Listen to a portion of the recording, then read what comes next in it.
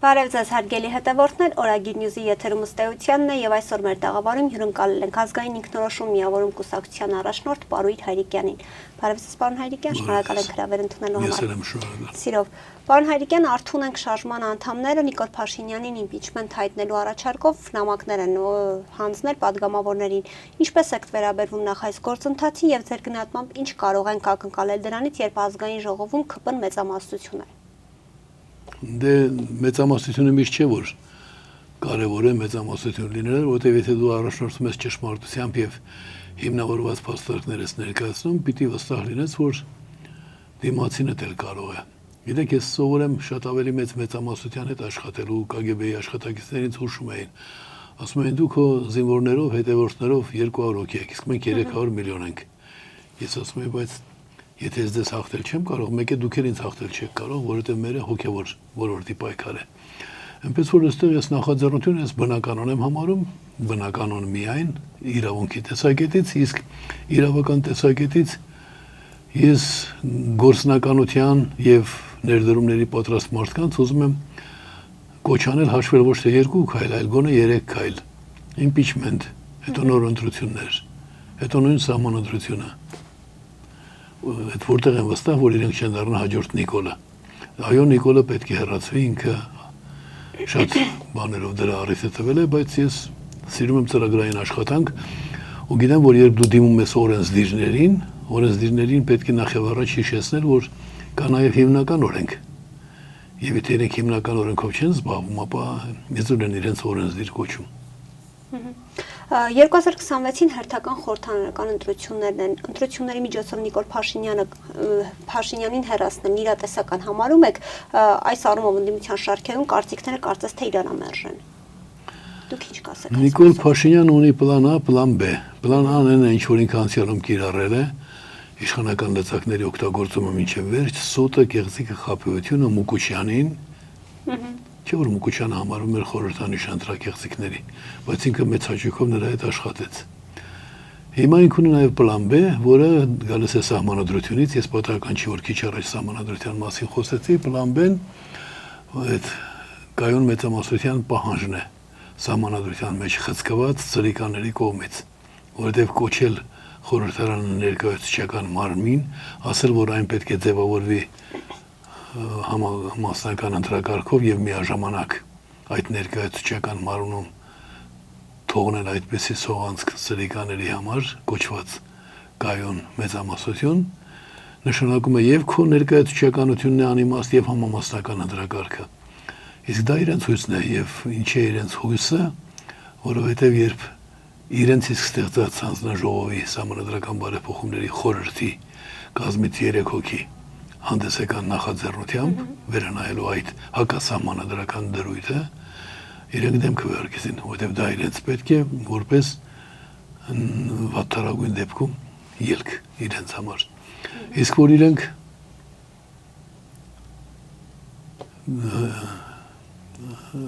անաչառ ընտրությունների դեպքում չեն կարող լինել առաջատար, բոլորի համար է ակնհայտ, որովհետև չկա քաղաքական ուժ, որին ավելի ատեն, քան իրենց։ Կան քաղաքական ուժեր, որոնց իրենք ժողովուրդը ավելի քիչ ձայն կտա, քան իրենց։ Բայց եթե Նիկոլին առանց իշխանության տանես ընտրության, ինքը 5% ազիվավակի այսօր։ Այսինքն այնուամենայնիվ բացառում եք ԿՊ-ի վերարտադրությունը, որտեղ օրինակ Ալեն Սիմոնյանը պնդում է, որ իրենք հավաքելու են 50+1% ձայն։ Չեք կիսում նրա այս լավատեսությունը։ Դա արդեն չարթարացված բորոտախոսություն է, որովհետև գոնե Գյումրիի ընտրությունները ցույց տվեցին, որ իրենք ընդամենը 20%-անոց քաղաքական ուժ են իշխանական բոլոր լծակներով։ Դե որևէ քաղաքական գործիչ, ոչ միայն Հայաստանում, միշտ ընդունված է, որ որպես քարոզչական քայլ ասում է, որ մենք շատ ձայներ կստանանք։ Բայց ես մի այլ բան գիտեմ, համամասնական ընտրակարգով պետք է կուսակցությունները միջինը ստանան միջինը 15%։ Դա է կարգը, որովհետև համամասնական ընտրությունը դա նման է ցիածանի գույների արդյունքում ձևավորվող սպիտակին։ Սպիտակը, որ բաժանում է տարբեր գույների, ամեն գույնը 15-ից 20% է ունենում։ Հիմա այստեղ իրենք արհեստականորեն ավելացրել են այդ արգելանքի տոկոս են ստեղծել, որը նույնպես հակա մարդու իրավունքներին հակասող է, խտրական վերաբերմունք է դնում։ Այսինքն մարդիկ 5% հավաքել են, պարլամենտը 100% է բաղկացած, բայց այդ 5 հոգին 5%-ը 5 հոգի չի դառնում, այսինքն այն ընտրողները, որ այդ 5%-ին են ձայն տվել, նրանք խտրական վիճակում են գտնվում։ Նման երևույթների դեմ է, որ ես աշխատում եմ իմ բացարձակ ժողովրդավարության, տեսականորեն եմ առայժմ աշխատում, վաղը կաշխատեմ գործնականորեն,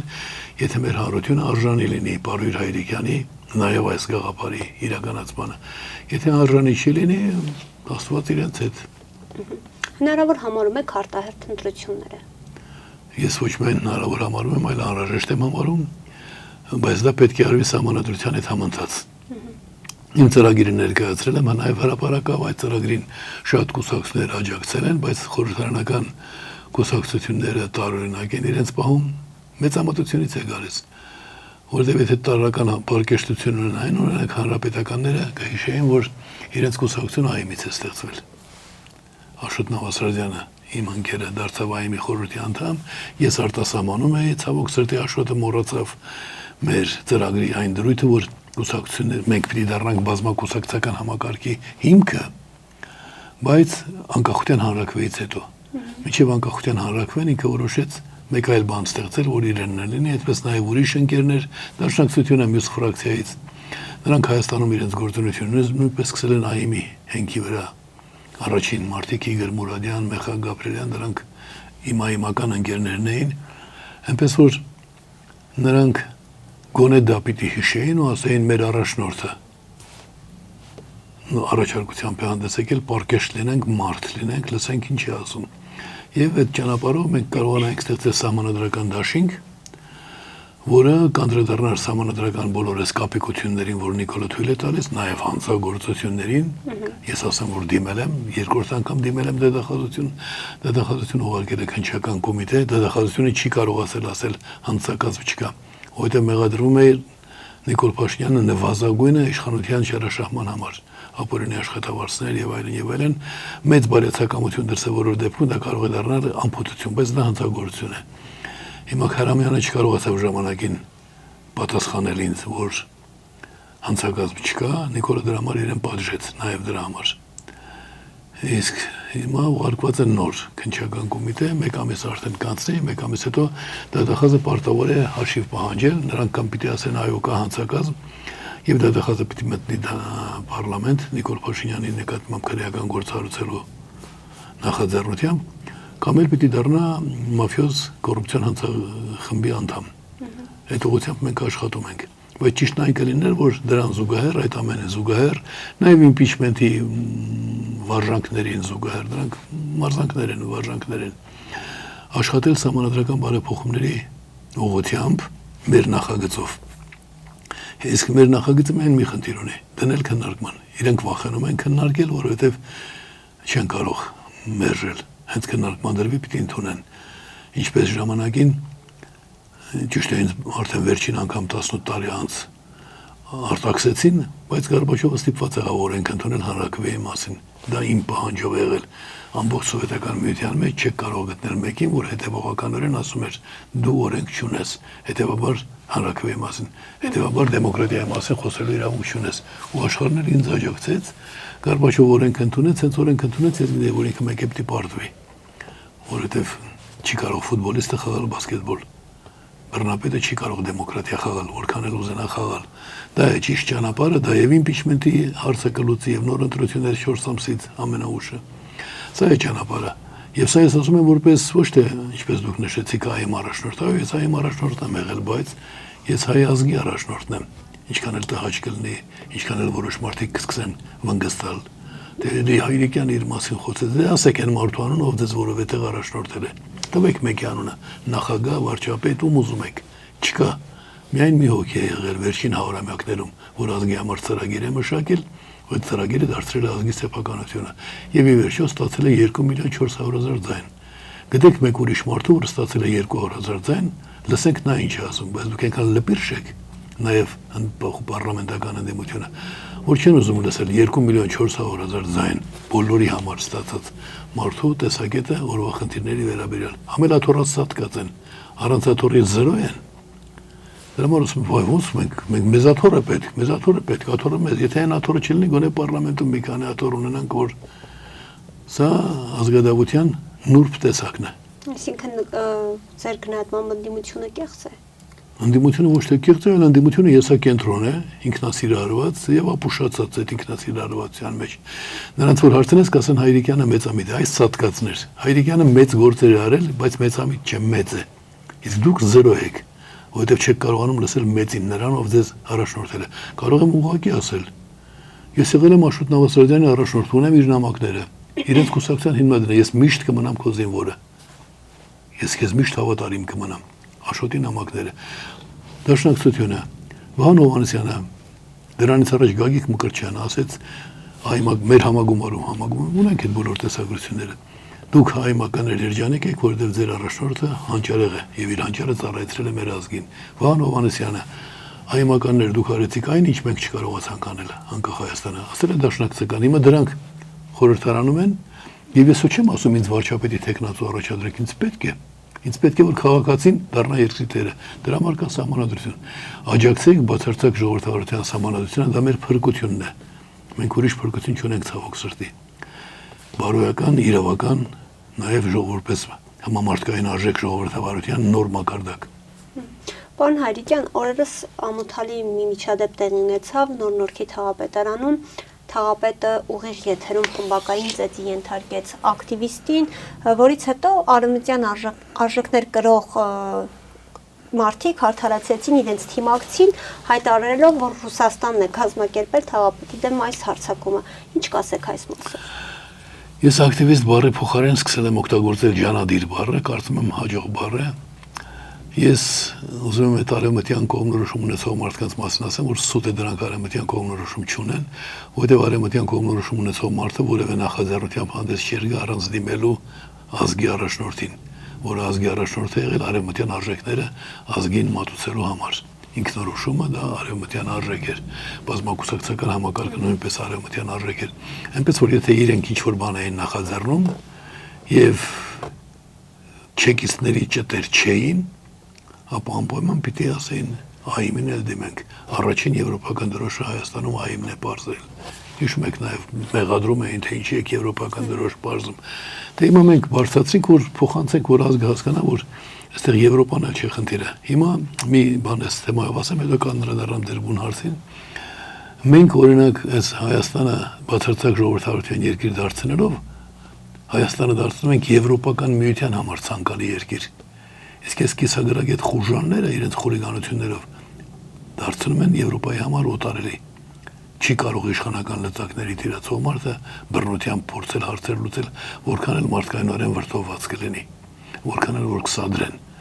Ընդհակառակ այստեղ ճիշտն այն կլիներ, որ դու սխալ ես թույլ տվել, արդարացի է մարդկայնորեն քո վրդովմունքը, բայց սխալ ես թույլ տվել, մենք չենք կարող դա հանդուրժել։ ԱԻՄ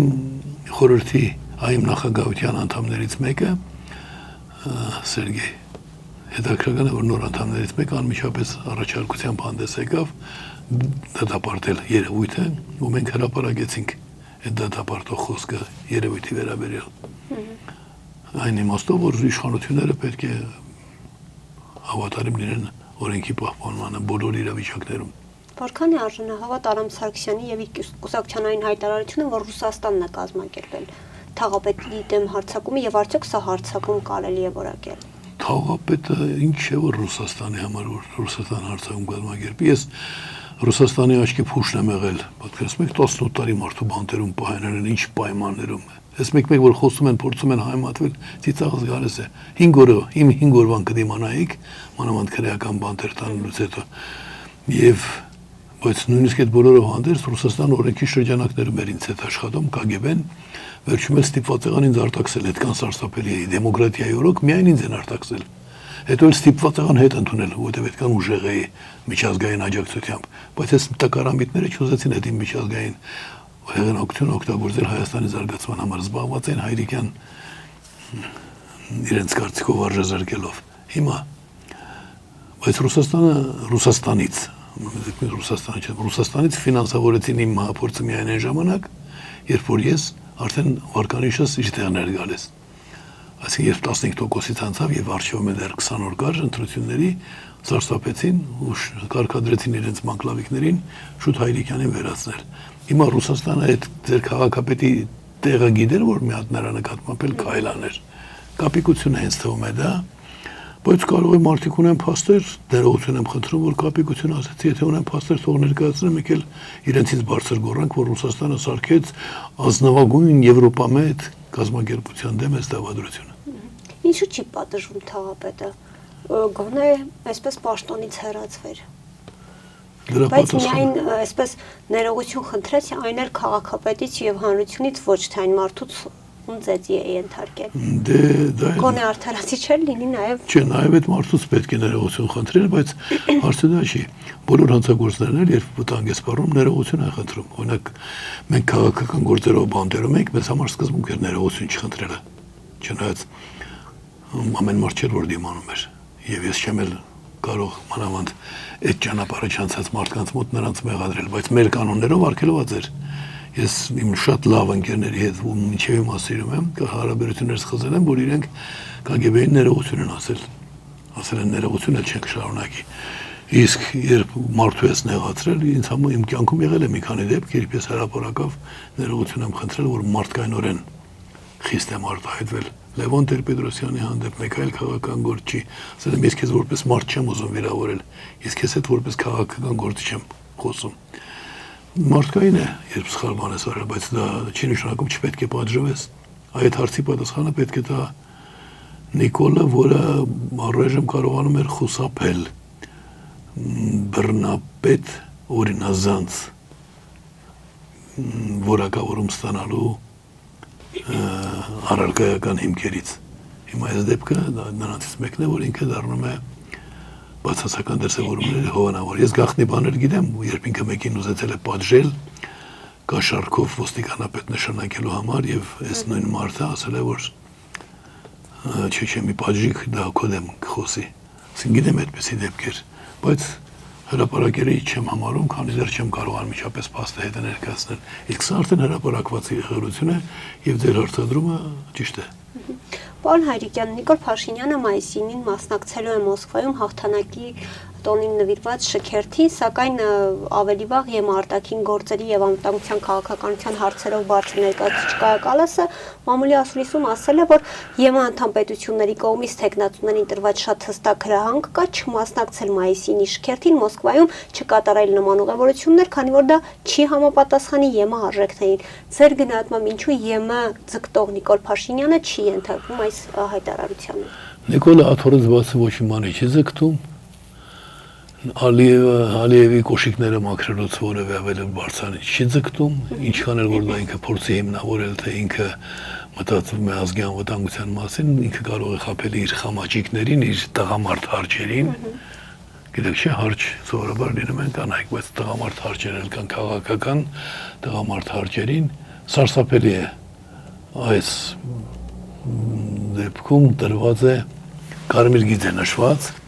եւ եթե նախկինում ասենք պահանջում էին Հայաստանից որոշ պետությունների հետ հարաբերություններում զուսպ լինել, հետո ընկալում էին, ասում են հասկանում ենք ձեր վիճակը, դրա համար աչք փակենք, այս դեպքում նախապես է արված հայտարարությունը եւ դա Նիկոլ Փաշինյանի կողմից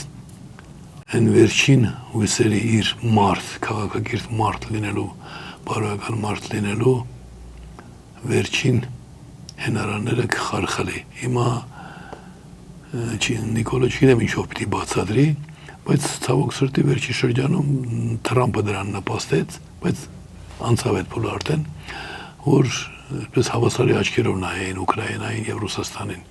Նույնիսկ այնպեսի լպերշություններ թույլ տային, թե գիտեք, Ուկրաինան հարձակվեց Ռուսաստանի վրա։ Այսինքն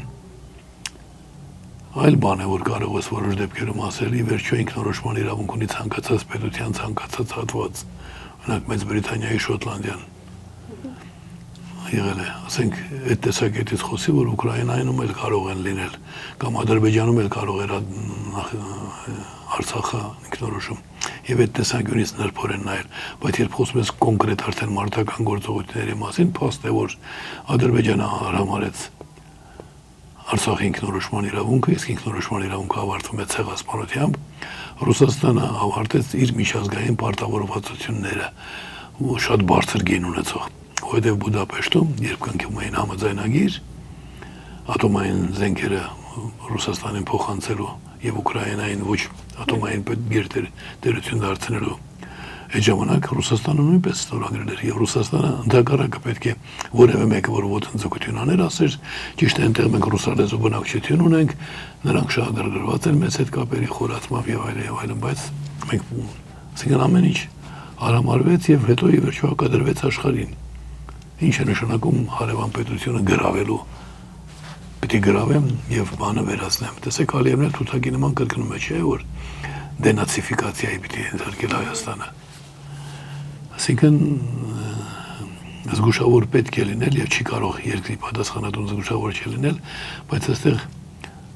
ինչ որ արծում զգուշավոր լինելու համար շատ մեծ անզգուշություն է ստույլ տալիս հակադրվում այն աշխարհին ամբողջ քաղաքակիրթ աշխարհին որը քո միակ երաշխիքն է ոչ միայն քո ամբողջ աշխարհի միակ անվտանգային երաշխավորն է Մամուլում նաև կարծիքներ կան, որ Փաշինյանը փորձելու է Պուտինից վերընտրվելու երաշխիքներ ստանալ եւ եթե դա հաջողվի, ամռանն արդեն արտահերթ ընտրություններ կլինեն։ Որքանով է կիսում այս տեսակետը եւ Փաշինյանին կհաջողվի դեր գնահատմամբ այդ երաշխիքները ստանալ Մոսկվայից։ Գիտեք ինչն է հետաքրքրական, որ մեր մամուլում գոնե մամուլը պիտի ազատ լինի, այդքան անբարո կերպարներ կան որ այդպեսի բան ենթադրելով ոչ թե քննադատում են, ասում են սրիկա քեզ ժողովուրդը պետք է ընտրի։ Ինչու ես գնում։ Եթե դու համոզված ես որ դա է, այն պետք է անասուն հոչես։ Դու ժողովրդավար ես խաղում, ժողովուրդը քեզ պետք է ընտրի, ինչ գործ ունես Պուտինի կամ որևէ մեկի հետ։ Ինչ իրավունք ունեն նրանք միջամտելու մեր ժողովրդավարական գործընթացներին, բայց եթե նրանք դա համարում են դե ֆակտո իրողություն, հետո շարունակում են, արդյոք կհամաձայնվի, չի համաձայնվի, դա նման է նրան, դե գիտեք, ես իմ քաղաքական Գարանավայրերի վերջի փուլում ինձ տեղափոխեցին քրեական ճամբար, որպես այնտեղ քրեականների ձեռքով վերացնեմ, բայց հիմա Աստված ինձ պահեց։ Այնտեղ մի բան եմ լսել, նրան ասենք մեկը մյուս հետ վիճերից, ասում էր, «Почему ты такой тупой?» Այսինքն, այն որ ինքը տգետ է դե ֆակտ, շարունակություն են հարցնում։ Եթե նա որևէ այլ պատասխան տա, բացի ասելն այն խոսքից, որ դու ես տուպոյ է, նշանակում ինքը ընդունեց։ Հիմա այստեղ է ձևով Տեսնես Պուտինը համաձայնում է, Պուտինը ինչ իրավունք ունի համաձայն։ Եվ դու ինչ մարդ ես, որ համարձակում ես դրա մասին հանգիստ խոսել, ասել, որ այսպեսի բան կարող է լինել։ Ամեն դեպքում մեր հանրությունը Նիկոլի խաղերին ընթരാճ գնալով միայն կկորցնի։ Մենք չպետք է քաղաքական գործիչները չպետք է Պուտինի խաղ խաղանք։ Կա ազգային, կենթանի ազգային առաջնորդ։ Հայ պատմության վերջին մի քանի 100 տարվա մեջ միակ մարդը, թող մի հատ վարվարեն մռմռանացել, վայելի ասեց, նախանձից սատկեն։ Միակ մարդը, որ ազգի համար ստրատեգիական ծրագիր է մշակել, անկախություն, ժողովրդավարական ճանապարհով, հանրաքվեի ճանապարհով եւ ժողովրդի մակարդակը, հայության մակարդակը կենցաղայինից դարձրել է միջազգային իրավունքի։ Այդ մարդը կարողացել է իր բոլոր ընդդիմախոսներին բացատրել դրա կարևորությունը եւ դա իրականություն դարձնել։ Այլապես մենք սրանից ավելի վատ վիճակում լինելու ենք 90-ական թվականների սկզբին։ Հանրապետությունները էլի կարող է անկախանային, մենք լինելու ենք հայտարարել ենք ռուսական գուբերնիա, Ռուսաստանն էլ Քյոնիգսբերգի պես ինչ որ բան պահելու համար ինչ որ հատվածներ պիտի էլի տար, ասինքն մենք ցեղասպանության այն ժամանակ պիտի ենթարկվենք։ Այդ բանը կանխած մարդը այսօր եւ կանխել եմ հիմնականում իմ հավատով, որտեղ Աստված ինչ է ասում, ամենամեծ ուժը որն է։ Մեկ քանակը մարդկանց, այն որ ասում է բազմացեք, շատացեք եւ տիրեք աշխարհը, եւ երկրորդ ասում է մանրախի հատիկի չափ հավատ ունենաս, սարին կհրամայես։ Ես այդ իմ այդ 18 տարի տառապանքները, հարազատներից պատճառած տառապանքները մանավանդ մայրիկիս պատկերացեք։ Մայր, որը գիտի որ տղան կենթանի է, բայց տառապանքն մեկ անգամ, երկու, 5 անգամ։ Այդ իմ հավատը ես հավատի ուժով ես կարողացել եմ իմ ազգին հասցնել մակարդակի։ Հիմա ես կենթանի եմ եւ ասում տղերք, Նիկոլի խաղը մի խաղացեք։ Նիկոլի խամաճիկների խաղերը մի խաղացեք, եկեք Սահմանադրական բարեփոխումների գաղափարի շուրջ համախմբվելով, իմ բացարձակ ժողովրդավարության նախագծի շուրջ համախմբվելով, ինչպես նախկինում ձեր հայրերն են արել, ինձ տալով 2.400.000 ձայն։ Գնանք սրան հանենք, այդ իմպիչմենտներ կլինի 3-4 ամիս հետո նոր ընտրություններ կլինեն, նոր համակարգեր կունենանք, իսկ այս համակարգում Նիկոլի դեմ իմպիչմենտ անել նրան փոխարինել մեկ ուրիշով, ստացվում է մենք Նիկոլին փոխարինենք այլ Նիկոլով։ Բարձր որ նա պիտի վախենա Պուտինի հետ հանդիպելուց, Եվրոպական միության ղեկավարների հետ ընդհանուր պիտի վախենա, որտեղ չունի ժողովրդի կողմից ուղղակիորեն ստացած ձայների քանակ։ Իսկ որևէ պետական գործի չզորեն նրանով, որ որևէ տեղ ասում է ես ընտրված եմ իմ քաղաքացիների կողմից, որպեսզի իրենց անվտանգությունը ապահովեմ։ Այն ինչ դուք առաջարկում եք, դա չի համապատասխանում մեր պատկերացումներին, մեր շահերին, եւ իսկ երբ ընտրված եմ միջնորդաբար, այդ դեպքում ինքը տեսնում է ինչ առևտուր էր, ում միջոցով առևտուր որ արել է, ասենք ամերիկամետ կամ ֆրանսիամետ կամ ռուսամետ ուժերի հետ։ Օրինակի համար եմ ասում կամ թուրքամետ։ Ինքը նրանց պետք է ընթառաջի։ Իսկ երբ ուղղակի քաղաքացին է ընտրում, այդ բոլոր հարցերը իմ նախագծում լուծված են։ Ուրեմն ուզում են որևէ դրական փոփոխություն ես դեռ այստեղ եմ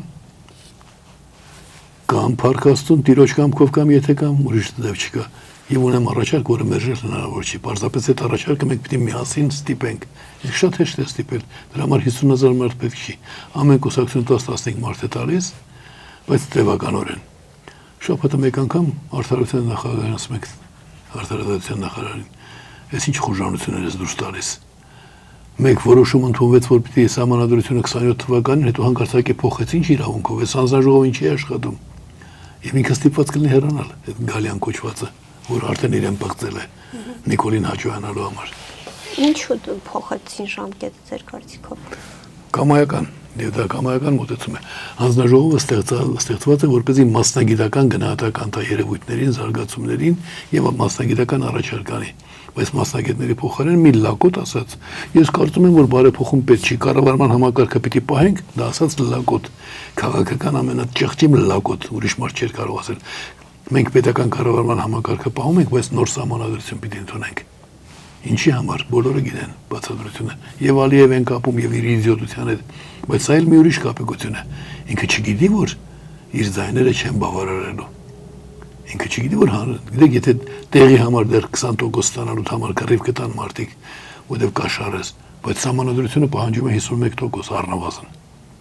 Պարտված է, այս կապիկությունն ինչի անում, ինքը գիտի, ես չեմ ուզում խորանալ այդպես կապիկային տրամաբանությունների մեջ, գիտեմ ինչ պետք է անել, մնում է, որ մերս բարդույթավորվածները, հեն որ ասում են իրենց բարդույթը թաքցնում, ասում Հայրիկյանը մեծամիտ է, Հայրիկյանը ամեն ինչ իրեն է վերագրում, այ աննասրուններ, այո ինձ եմ վերագրում, որովհետև դուք ու ձեր հայրերը վախենում են անկախությունից, բայց ես իրենց բացատրեցի, իրենք այնքան ազնվական մարդ էին ձեր ծնողները, որ եկան ինձ ձայն տվեցին։ Հիմա հայտնվել են 25-30 տարեկան իսկապես լակոտներ, ասում են Հայրիկյանն էլ ամեն ինչ իրեն է վերագրում, բայց քեզ վերագրեմ այ ողորմելի, ամեն ինչ չեմ վերագրում ես։ Ես վերագրում եմ այն ինչ ես արել եմ ու ճիշտ եմ անում, ես պարտավոր եմ ճշմարտությամբ ապրել։ Հիմա էլ բան ունեմ տալու, ուզում եմ տալ, մի խանգարեք, օգնեք։ Եթե չեք օգնում, որը մի խանգարեք։ Պարոն Հայրիկյան, եւ ամփոփելով զրույցը, խոսեցինք Եվրամիության անդամակցության մասին։ Եթե այս իշխանությունն իսկապես այդքան ձգտում է անդամակցել Եվրամիությանը, ինչու հայտ չի ներկայացնում, որտեղ ազգային ժողովում նախագիծ ընդունվեց, սակայն Եվրամիությունից հայտնեցին, որ Հայաստանը այդպես էլ հայտ չի ներկայացրել անդամակցության համար։ Ձեր գնահատմամբ ինչու։ Դե արդեն դուք պատասխանը տվեցիք, որտեղ եթե ուզենար գործնական քայլեր կաներ։ Գիտեք, բայց ամենագործնական քայլը որն է, կարող եք պատկերացնել, Եվրոպական միության անդամ դառնալու արժանի լինելու քայլ պետք է արվի։ Որն է այդ ամենակարևոր քայլը։ Որն է։ Հայրիկյանի բացարձակ ժողովրդավարության նախագիծը դնել քննարկման եւ ընդունել, դառնալ աշխարհի ամենաժողովրդավարական երկիրը։ Դրանից հետո Եվրոպական միության պետությունները իրենք կխնդրեն նախ դեռ կգնեն այդ բանը կանոնները այդ համակարգի իրավունքը օգտագործելու։ Եթե Հայաստանը կարող է նաև լուրջ օգուտներ ունենալ։ Եվ երկրորդ կզգան, որ ժողովրդավարության առջև ծառացած խնդիրների 99%-ը լուծվում են։ Դա առաջինն է, հետո այո մայիսի 9-ին գնալը։ Մայիսի 9-ին գիտեք չէ, Ստալինի ժամանակ մայիսի 9-ը չէր նշվում։ Այդ հետո հնարեցին։ Իրենք գիտեն, որ իրենք ջախջախված պետություն են, եթե Ամերիկան, Անգլիան չօգնեին, Ռուսաստանը պարտված վերացած էր։ Բայց հետո Ստալինը այդքան հասկանում էր, դրա համար չնշեց, հետո սկսեցին նշել, փառաբանել, հիմա սա գնում է այդ կապիկությանը մասնակցելու, դու միջազգային մակարդակով տերորիստական քաղաքականություն իրականացնող պետության ղեկավարի հետ կարող էր չեզոքություն պահպանել։ Գոնե այն բանից հետո էր Հյուսային Կորեայի բռնապետը ասեց չեմ մասնակցի, գոնե դրանից հետո ասել, գիտեք, ես մենակ չեմ ուզում գալ ներող։ Ինչ-որ մի բան, բայց այս ինչ խայտարակություն է։ Միջդեռ պետք է շատ հանգիստ վեր կենալ ասել, դուք Արցախում ստանձնեցիք Արցախի պաշտպանության հարցը եւ տապալեցիք։ Մենք ձեզ էինք թողել, չէ՞։ Արդեն մեր ասելիքը, մեր անելիքը կարևոր չէր։ Դուք չկարողացաք անել։ Գնացեք ստեղից բարի ճանապարհ։ Այն անզեն դիտորդները ավելի գործեր անում, քան դուք ձեր բանակով եկաք արեցիք։ Եկեք մեր հարաբերությունները դրանով ավարտենք։ Ինչ վերաբերում է տնտեսական հարաբերություններին, գազ եք ծախում, փողը ստանում եք։ Մյուս հարցերում կորոշենք։ Բայց չկա այդ բանը, այդ վախվորածությունը վախենալ, վախեցնել, ստրկացնել եւ հետո մնալ իշխանության։ Դա ապագա չունի։ Իսկ Եվրոպական միությանը հայտ չներկայացնելն դրա բաներից մեկն է։ Եվրոպական միությունից ինչ պիտի ասեն, դու ինչ որակ ունես, որ բացի քո վախերից։ Իսկ ես գիտեմ, էլ ախր այդ ճանապարհն անցել եմ, որ մի օր իմ տանը լինեք, այնտեղ ցույց կտամ, թե ամերիկյան բարձրագույն իշխանավորները ինչ պատվոտախտակներ են տվել եւ ոչ կապված Հայաստանի հետ 300 միլիոն մարդու ազատագրման։ Իսկ ես տեսել եմ, թե աշխարհը նույնիսկ իրեն խարխափուն ոչ ընկայուն կեցվածներին զուգահեռ արժեքները ինչպես է ընկալում գնահատում։ Լեհ Վալենսան, որ մի որևէ բան չէր արել, սոլիդարանս շարժումը կարել է արմյութենական շարժում էր, ինքը որևէ դերակատարություն չէր ունել, ու միջազգային չէր, նեղ լեհական էր։ Ընդհանրապես ամերիկյան կոնգրեսում ընդունվեց, ելույթ ունեցավ, մի քանի լավ խոսքեր ասեց եւ հսկայական պարտքեր միլիարդների։ Ամերիկայի Միացյալ Նահանգները Լեհաստանին ներվում են այդ պարտքերը։ Գիտեմ, թե ինչ է նշանակում արժեքը։ Այնպես որ սպասել, որ Նիկոլա արժեքային որևէ դրսևորում կունենա, դժվար է։ Ինչու է այս կեղծ օրակարգ վերում Եվրամիության անդամակցելու։ Որ չկա այդպիսի օրակարգ։ Բայց անընդհատ խոսում են։ Դե խոսում են, որպեսզի խաղան, ըստեյության, այսպես է, որոշ մարդկանց համար իսկապես կա այդ ձգտումը։ Հասկանում եմ, որ դա է քաղաքակիրթ աշխարհի հետ լինելը։ Եվրոպան ինքնին կարևոր չէ, այստեղ խոսքը վերաբերում է քաղաքակիրթ աշխարհի հետ